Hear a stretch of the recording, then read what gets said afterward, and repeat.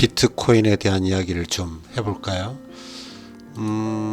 비트코인이 최근에 굉장히 많이 상승을 했어요. 제 영상 보시는 분들은 알지만 저는 늘 주봉을 위주로 설명을 하고 있습니다. 영상 촬영 시점은 25년 2월 1일 오후 1시 55분 기준이라서 지금 보시는 시간이랑은 좀 다를 수 있겠죠.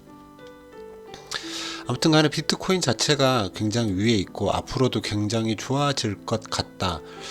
그래서 여기에 대한 관심이 있어서 내가 이걸 어떻게 얼로케이션 할 것인지에 대해서, 자산 배분을 어떻게 할 건지에 대해서 고민하는 시간을 좀 가져보려고 합니다. 일봉상 차트 모양을 좀 보면 박스권 상단에서 조만간에 한번 크게 또 올라갈 수도 있는 그런 모습을 좀 보여주고 있기 때문에 좀 영상을 만들게 됐다, 이렇게 볼 수 있죠. 주변 종목, 비트코인이랑 좀 관련있는 종목으로는 마이크로스트래티지, 코인베이스, 로빈훗, 블랙락 이런 종목들이 있겠습니다. 마이크로스트래티지는 비트코인을 계속해서 사모으는 회사다, 이렇게 보시면 되겠고, 코인베이스는 비트코인 가상화폐 거래소, 이렇게 볼 수 있겠죠. 로빈훗 같은 경우에는 그냥 거래소 플랫폼인 거죠. 이렇게 우리의 어떤 카카오뱅크 아니면 뭐예요, 토스 이런 거라고 볼 수 있겠죠. 블랙락은 ETF를 만드는 어떤 자산 운용 회사. 그래서 비트코인 ETF도 갖고 있고 여러 가지 ETF를 가지고 있기 때문에 블랙락에 투자를 해보고 싶은 게 솔직히 개인적인 욕심입니다만, 한 주의 가격이 좀 비싸다 보니까 선뜻 손이 잘 나가지 않고 마이크로스트래티지, 후드 이런 종목에 좀 투자를 하고 있습니다. 물론 코니도 분배금 때문에 욕심이 좀 나기는 하죠.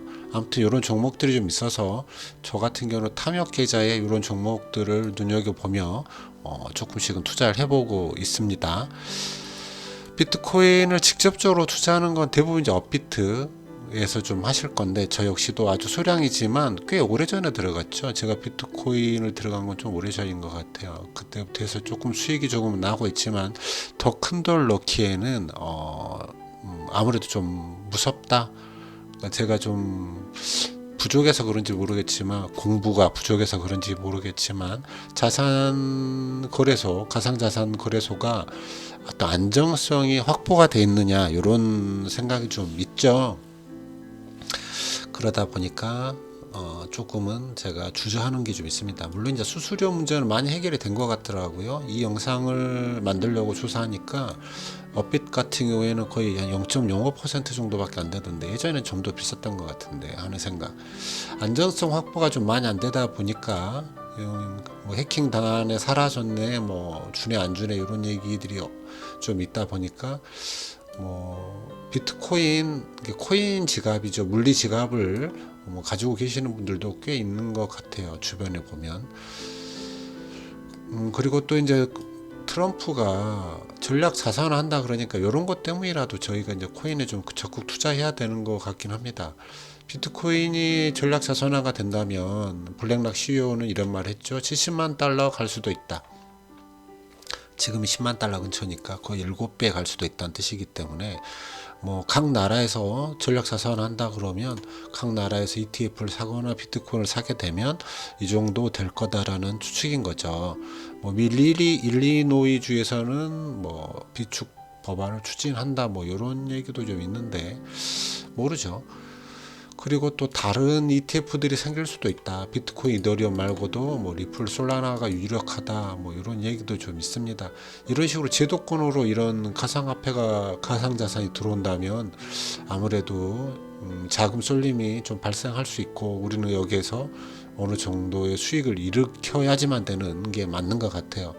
또한 우리나라 같은 경우에는 2년 정도 어떤 코인 과세를 유예해 준다고 합니다. 그러니까 25년, 26년에 좀 많은 시드머니를 만들 수 있게 해야지만 되는 게 목표가 되는 거죠. 자, 여기 이제 포브스가 이제 크립토 가상자산 거래소의 랭킹을 보여주는 건데, 1등은 코인베이스, 업비트가 4등인 것 같고, 빗썸이 좀 있고요. 다른 것들은 잘 모르겠습니다, 저도. 자, 투자하는 방법이 직접적으로 업비트에서 투자하는 방법 말고 아까 말씀드린 이제 ETF를 가지고 투자를 하는 방법이 있는데 그게 현물이냐 선물이냐에 따라서 조금 차이가 있습니다. 선물 ETF는 21년 10월부터 나왔고 현물 ETF는 작년 24년 1월부터 되어 있죠. 하지만 이 현물 ETF 11개는 지금 우리나라에서 투자를 할 수가 없어요. 다 막아놨기 때문이죠. 가장 우리가 많이 하는 아이빗 같은 경우, 또 아크 비트코인 아트비, 그 다음에 그레이스케일, 그 다음에 발키리, 이런 네 종목 정도는 우리가 알고 있는데 수수료도 0.03. 하지만 우리나라에서 이렇게 다이렉트 투자가 안 되기 때문에 결국에는 약간 우회해서 어떤 레버리지 상품이나 선물을 좀 투자하죠.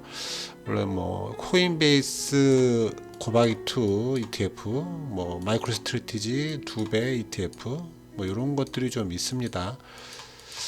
그리고 또 하나가 아니죠. 저희가 이제 알아야 될 것 세 가지는 비토라고 비트코인 선물 ETF입니다. 이거는 21년 10월부터 있었던 건데 수수료는 0.95 정도, 그 다음에 분배율은 57.06. 예전에 그 60%에 육박했던 거죠.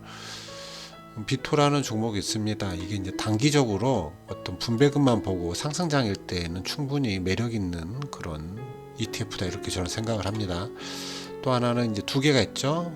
레버리지 ETF 비트X랑 비트U 이렇게 두 개가 있고 비트X 같은 경우는 수수료가 좀 비싸요. 거의 1.85 두 배 매년 2%씩 내야 되는 거고 배당은 좀 많이 줍니다. 9.56 약 한 10% 가까량의 배당을 주죠.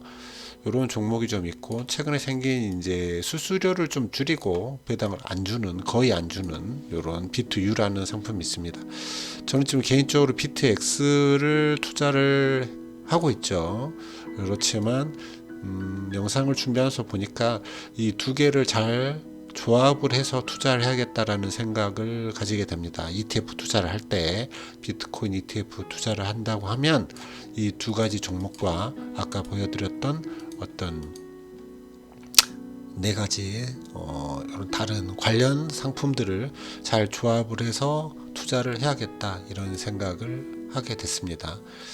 자, 비트코인 차트를 보고 비토 차트, 그 다음에 비트X 차트, 그 다음에 비트U 차트를 보면 조금은 달라요. 이 세 개의 비토, 비트X, 비트U 같은 경우는 세 개 차트가 거의 좀 비슷하다 이렇게 볼 수도 있겠지만 비트코인 차트랑은 조금은 다른 듯 같나? 뭐 추세적으로는 같은데 다른 듯 같은 듯 이렇게 보입니다. 우리가 이제 이런 ETF에 투자할 때, 그러니까 업비트를 하시는 분들은 직접적으로 비트코인을 사고 팔고를 거래소에서 하겠다고 하는 거, 이거 괜찮다고 생각합니다. 적립식으로 투자를 한다면 충분히 매력 있다. 하지만 이제 거래소 위험성, 뭐 이런 것들을 고려했을 때는 ETF로 투자를 하는 것도 뭐 나쁜 방법은 아닐 수도 있겠다. 이걸 잘 조화롭게 만들어내는 게 이제 하나의 숙제겠죠. 다만 이제 ETF를 했을 때는 양도소득세라는 부분이 분명히 있습니다. 공제액을 제외하고 약 22% 정도 양도소득세가 있기 때문에 적은 금액으로 시드머니를 만들기 위해서 ETF를 하는 거고 단기적으로 하는 거지 결국에는 다이렉트 투자를 할 수밖에 없지 않겠나 이런 생각은 하게 돼요. 어느 정도 2년 안에 이 모든 작업들이 다 끝나는 게 좋겠죠. 영상이 좀 어설프긴 하지만 제가 지금 가지고 있는 생각에 대한 이야기를 한번 이야기해 봤습니다.